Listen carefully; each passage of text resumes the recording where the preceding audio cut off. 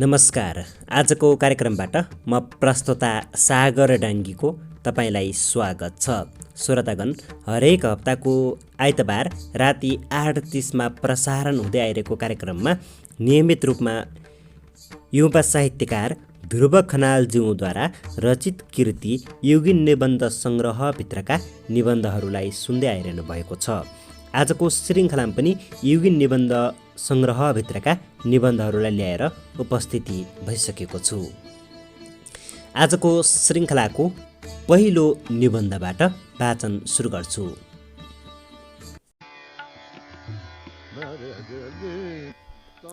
राष्ट्रिय चाडपर्व।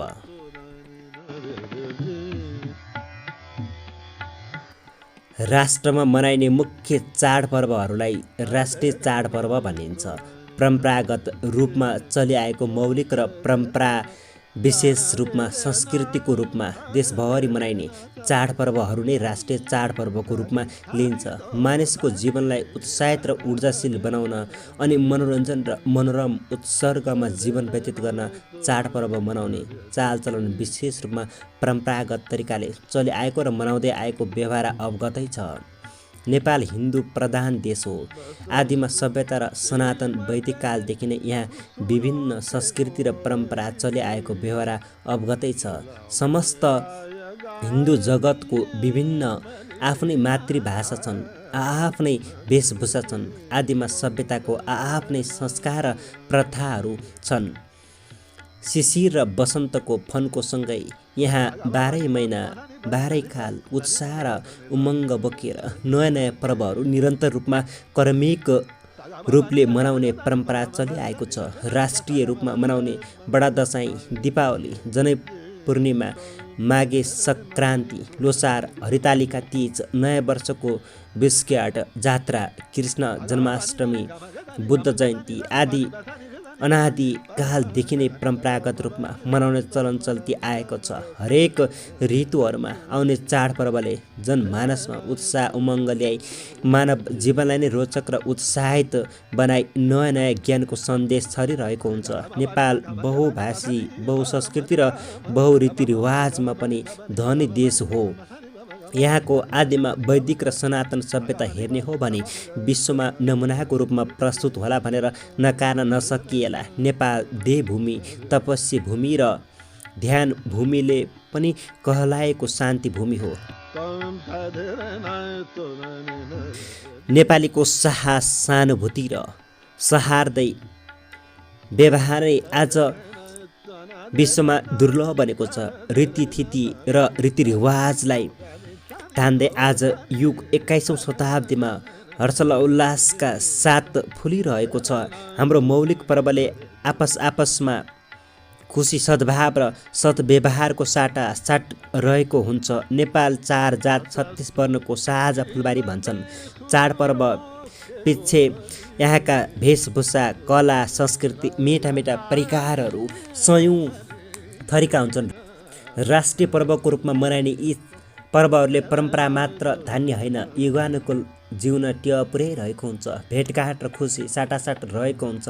आपसी मित्रतालाई दिगो बनाइरहेको हुन्छ अनि आफ्नै नैतिकताको धरोहरमा रमाई आदर र सत्कारको नयाँ नयाँ संस्कार सिकाइरहेको हुन्छ। नेपाल देउतै देउताको देश हो भनेर विश्वमा चिनिन्छ। यहाँका विशाल विशाल मूर्तिहरू दैविक वरदान र नयाँ सिर्जनाको शक्ति बोकेर तटस्थ विराजमान छन्। भनिन्छ नेपाल स्वर्गभूमि भनेर विश्वमा चिनिन्छ। यहाँ विभिन्न देवालयहरूमा राष्ट्रिय पर्वै पिच्छे मेला लाग्दछ। प्रकृतिको मनोरम आनन्दमा नेपाल भूमिलाई आनन्दपुरी भने पनि चिनिन्छ। देव शक्तिकै विश्वासमा यहाँ विभिन्न बिस्केट पर्व तथा महोत्सव मनाइन्छ। मिठा मिठा परिकारमा रमाइन्छ अनि सुन्दर सुसज्जित आभूषणमा ऋतुले पालुवा फेरे झैँ सजिन्छ। राष्ट्रिय पर्वको रूपमा मनाइने हरेक पर्वको आफ्नै पहिचान र विशेषता रहेको पाइन्छ। बडा दशैँ विजयको प्रतीकको रूपमा मनाइने पर्व हो। सत्यको जयले जित हुन्छ। देउताले दैत्यलाई विजय गरेको खुसियालीमा रङ अबिर टिकाको उत्सवको रूपमा आफूभन्दा मान्ने जनका विजयको आशीर्वादको रातो टिका थप्ने प्रचलन चलिआएको छ। यस्तै दीपावली अथवा तिहारले चेली र दाजुभाइको आपसी सद्भावको विकास भएको छ। सप्तरङ्गी टीकामा सजिएर चेली र दाजुभाइको आपसी सत्कार र संस्कारको विकास भएको छ। यस्तै हरितालिका तीजले आफ्नो पतिको सदा रक्षाको लागि नारीले निराहार व्रत बसी पतिको दीर्घायुको कामना गरेको परम्परा पाइन्छ। यसबाट प्रेममा नारी कतिसम्म त्यागी हुन्छ भन्ने प्रमाण प्रष्ट भएको छ। निरन्तर र क्रमबद्ध रूपमा यसै जनै पूर्णिमा पर्वले जनैले गर्ने रक्षा अर्थात् रक्षाबन्धनको महत्त्व प्रष्ट पारेको छ। यस्तै आदिमा सभ्यताका युग पुरुषले जसले सृष्टि जगतमै निरन्तर सृष्टि कायम राखेका छन्, महापुरुषको जन्म उत्सव मनाउने चलन चलिआएको छ, जसले जन्मपक्षी कर्म गर्दै महान बन्नुपर्छ भन्ने सन्देश दिएको छ। यस्तै छठ पर्वको पनि आफ्नै विशेषता रहेको छ। सूर्यको उपासना बसी सूर्यकै स्रोत प्रकृतिको महिमा र सृष्टि जगतमै सूर्य दिग्गज र दिगम्बर भएको सन्देश छठ पर्वले दिएको छ। यस्तै अनेकौँ राष्ट्रिय चाडपर्वले मनमनमा मात्र नभई जनजनमा नयाँ खुसी ल्याउँदै प्रत्येक पर्वले नयाँ नयाँ ज्ञानको सन्देश सिकाइरहेको छ, जो मानव जीवनलाई जिउन अपहार्य रहेको छ। नेपाल वेशभूषाको धनी देश हो। यहाँका हरेक पर्वमा फरक फरक पहिरन आभूषण लगाइन्छ अनि हरेक पर्वपेक्षा मिठा मिठा थरी थरीका फरक फरक परिकारहरू बनाइ खाइन्छ, जसले कला राष्ट्रिय पर्व मात्र होइन, देशको सिङ्गो राष्ट्रिय परम्परा धानेको हुन्छ। तसर्थ राष्ट्रिय पर्वको रूपमा मनाउने सयौँ चाडपर्वहरूले मानव जीवनलाई नै मनोरम, रमणीय, आनन्दित, हर्षित र ऊर्जा सहितको उत्साहित बनाइरहेको छ।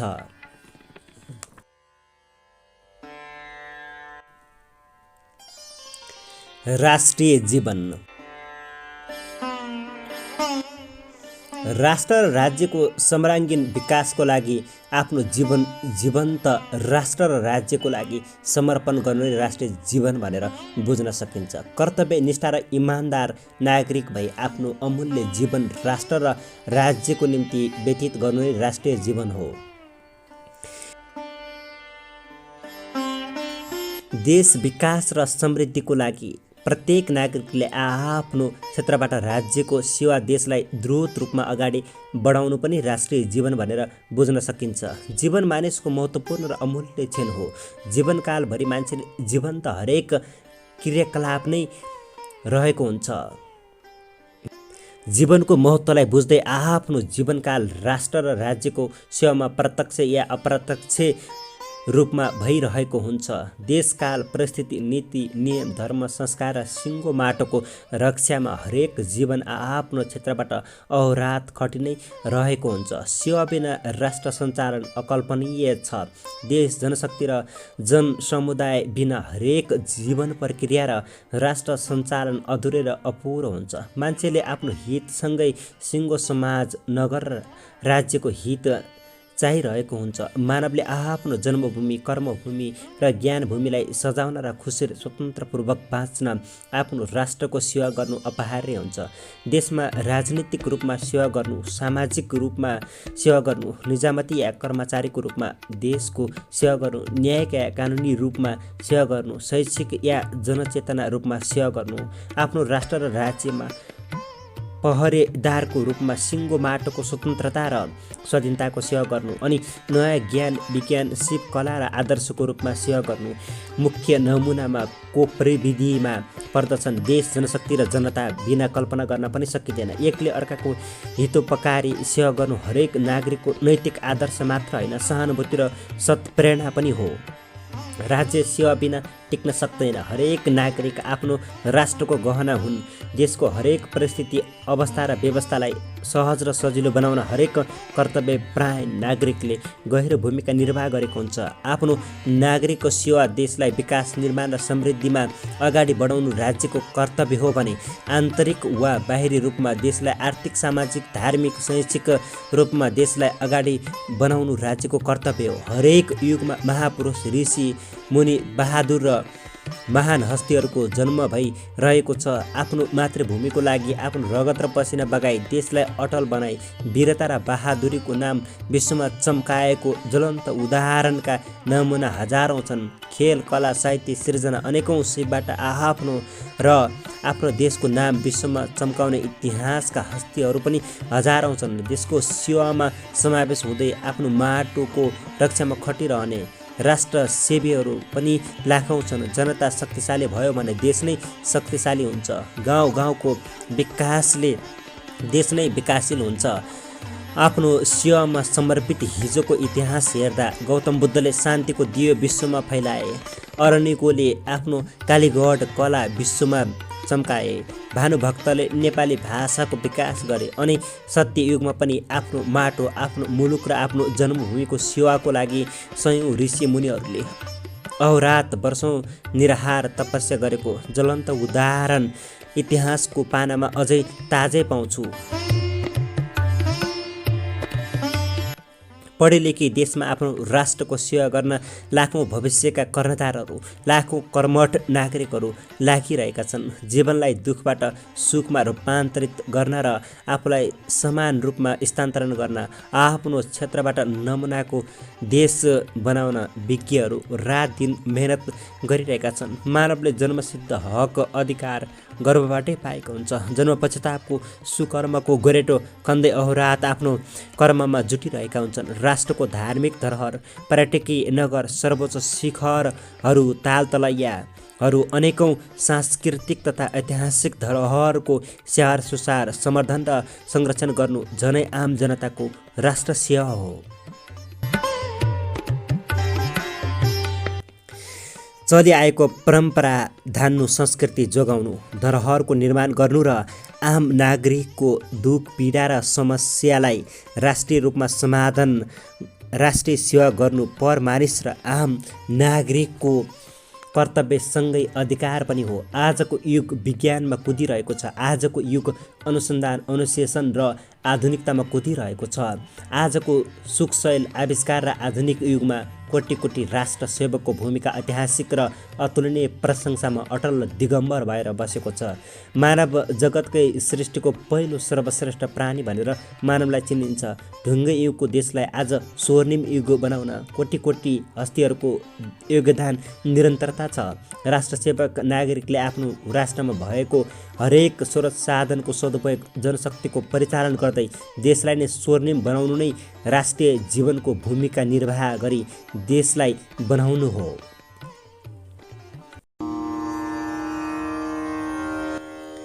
राष्ट्रिय एकता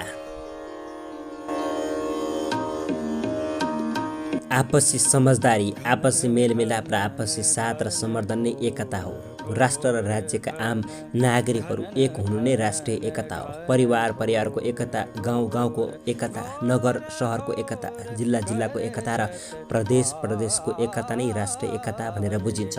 राज्यलाई अगाडि बढाउन, समाजलाई अगाडि बढाउन राष्ट्रिय एकताको अपहार्य छ। एकता र मेलमिलापबाट नै आपसी सहयोग, दिगो शान्तिको विकास हुन्छ। एकता बिना शान्ति र सुशासन कल्पना गर्न पनि सकिँदैन।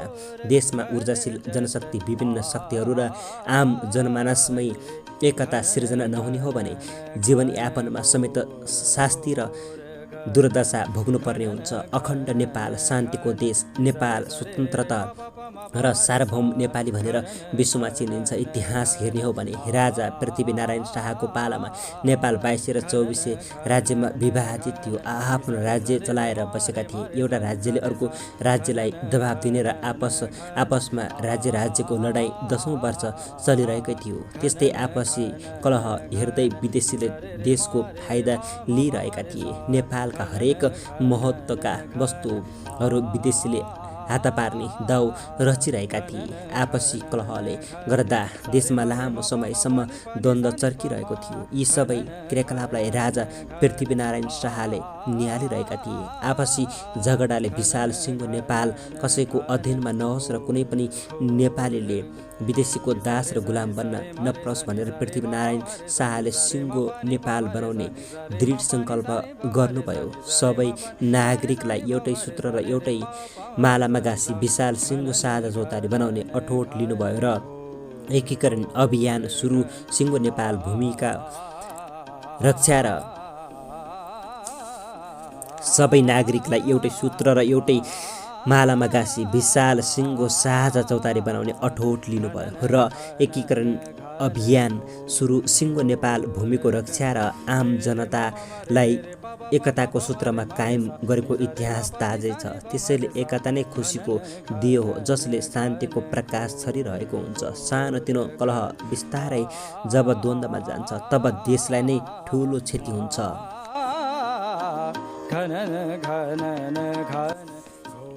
जब मानिस बीच एकता हुँदैन तब देशमा अराजक र अनिकालको महामारी फैलिँदै जान्छ। मानव जीवनलाई स्वतन्त्र र स्वाधीनतामा बाँच्न राष्ट्रिय एकता अपहार्य भएको ज्वलन्त उदाहरणहरू थुप्रै छन्। आपसी मेलमिलापले एकताको बन्धनमा राख्ने काम गर्छ। गाउँ समाज र घर घर एकता नभई देशमा एकता हुन सक्दैन।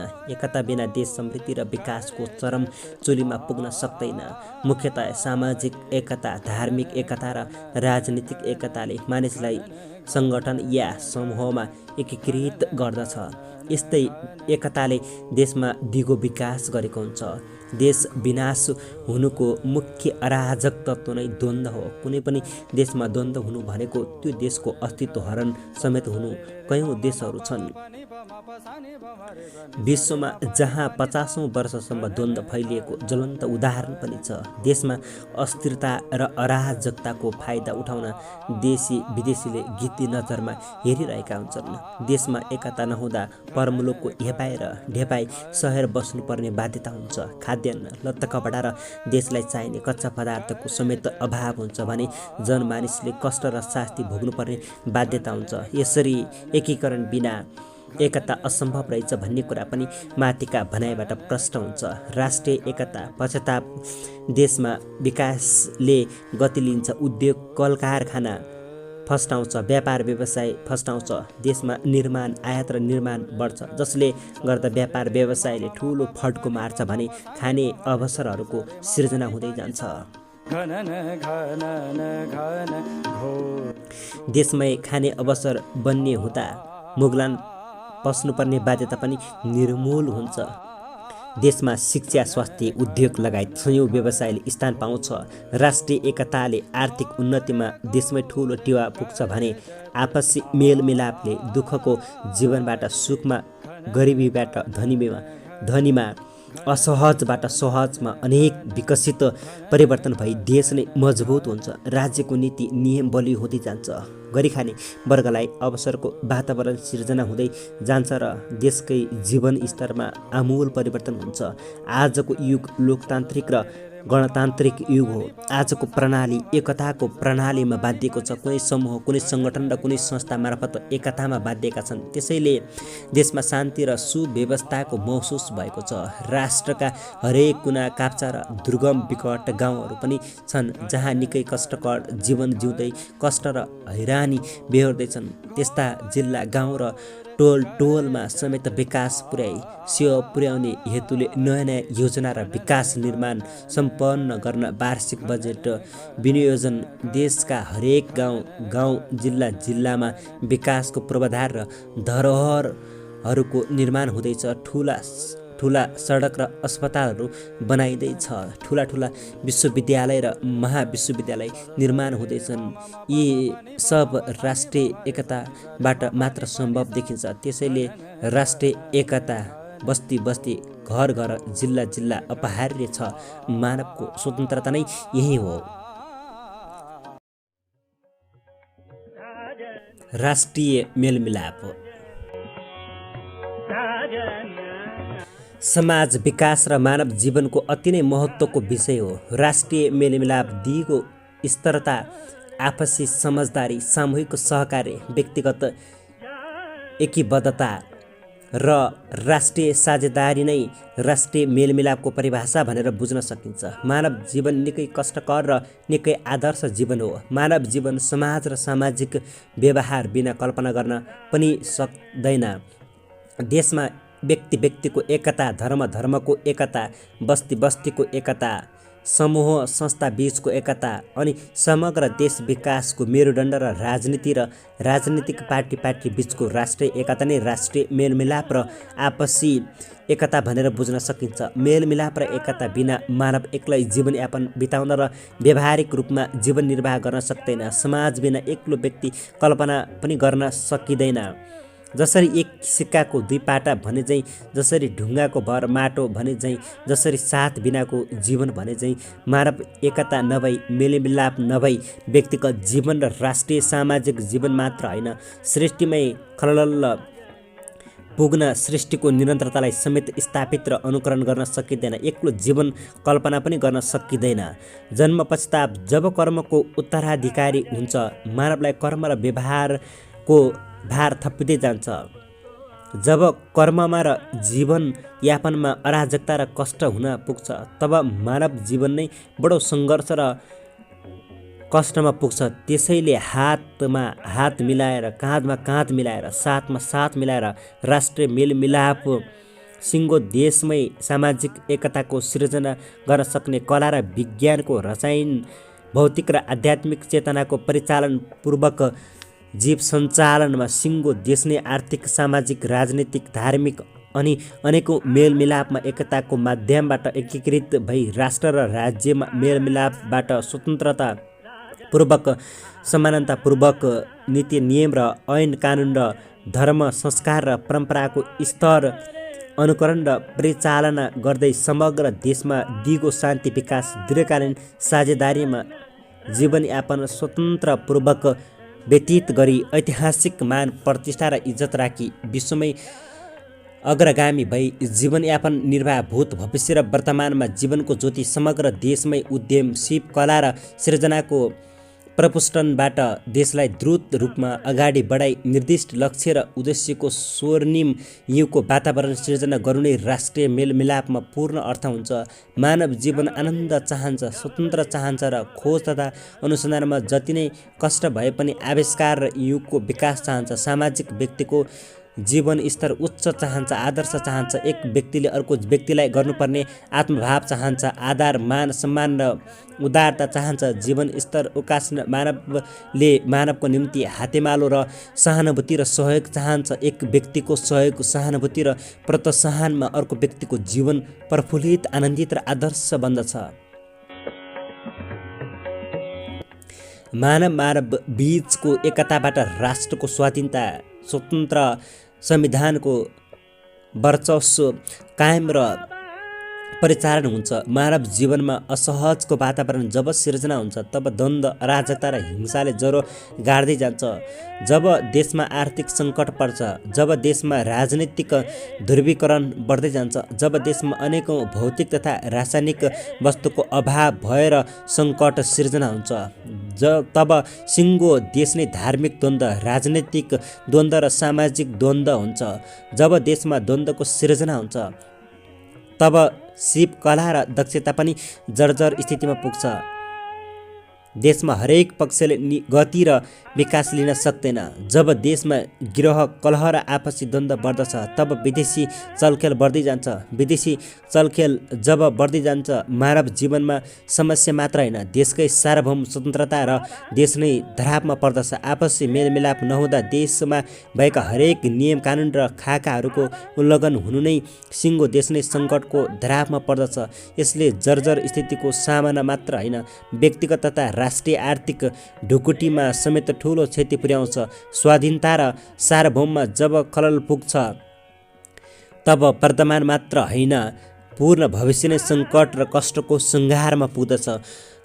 तदर्थ एकता र मेलमिलाप बिना जीवन असम्भव छ। परिस्थिति सहज होस् या जटिल, जसलाई सकारात्मक पक्षबाट मिलाउनु नै मेलमिलापको पहिलो आधार हो। एकताको दिग्गज खम्बा र भविष्यको धरोहर हो। आज मानव जीवनलाई सुव्यवस्थित रूपमा सञ्चालन गर्न सामाजिक मेलमिलाप केन्द्रको विकास भएको छ। आज राष्ट्रिय मेलमिलाप आयोग जिल्लामा गठन भई कार्यान्वयन भइरहेको छ। राष्ट्रिय मेलमिलाप केन्द्र र दुर्गम सदरमुकाममा समेत खडा भएको छ, जसले मेलमिलाप र एकताको कार्य रहेको छ। आफ्नो जन्मभूमि, आफ्नो कर्मभूमि र आफ्नो भूगोल र सीमा रक्षाको निम्ति एकता र मेलमिलापको जरुरी सदा सर्वदा आवश्यक रहिरहनेछ। आफ्नो माटोको गौरव, आफ्नो मान प्रतिष्ठाको उजगार र आफ्नो स्वाधीनता र सार्वभौम रक्षाको राष्ट्रिय मेलमिलाप अपरिहार्य छ।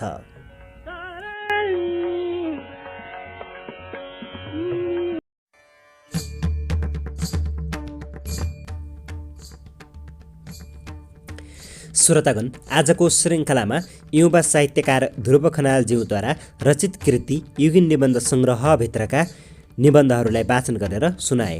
आजको श्रृङ्खलामा यतिन्जेलसम्म सुनेर साथ दिनुभएकोमा हार्दिक धन्यवाद। अब अर्को श्रृङ्खलामा आउने बाचाका सहित आजको श्रृङ्खलाबाट म प्रस्तोता सागर डाङ्गे बिदा हुन्छु। नमस्कार, शुभपल, शुभचयन।